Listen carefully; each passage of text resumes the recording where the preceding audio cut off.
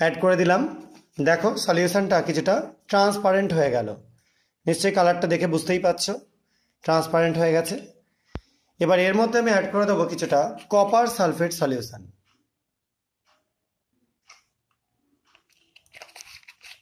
দেখো সলিউশনটা যোগ করবার পর কপার সালফেটের যে প্রেসিপিটেটের মতো পড়লো, যেটা কিউপ্রিক হাইড্রক্সাইড, তার কিন্তু কালারটা আস্তে আস্তে দেখো চেঞ্জ করছে।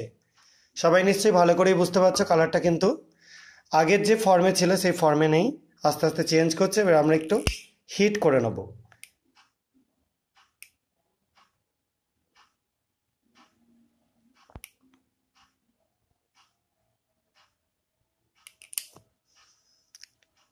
এবার একটা গ্লাস রড দিয়ে একটুখানি জাস্ট নাড়িয়ে নিচ্ছি। দেখো, দেখতে পাচ্ছ কালারটা পুরোপুরি চেঞ্জ করে গেল।